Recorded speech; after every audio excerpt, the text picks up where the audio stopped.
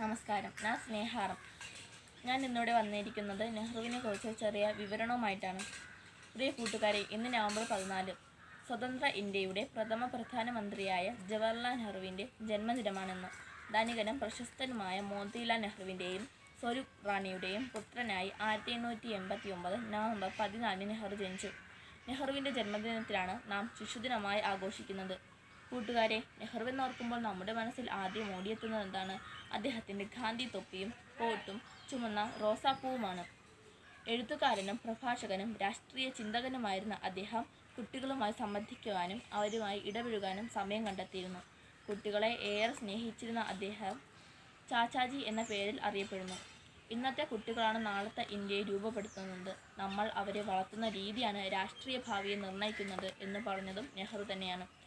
കുട്ടികളുടെ വിദ്യാഭ്യാസത്തെക്കുറിച്ച് ശക്തമായി വാദിക്കുകയും സൗജന്യ നിർബന്ധിത വിദ്യാഭ്യാസം നടപ്പിലാക്കുകയും ചെയ്തു. ശിശുദിനത്തോടനുബന്ധിച്ച് നാം നടത്തുന്ന ചർച്ചകൾ, റാലികൾ, സെമിനാറുകൾ എല്ലാം നല്ലത് തന്നെ. എങ്കിലും ബാലഗംഗാധര മാനസികവും ശാരീരികവുമായ പീഡനങ്ങൾക്കിരയാകുന്ന കുട്ടികൾ നമുക്ക് ചുറ്റും ഇന്നുമുണ്ട്.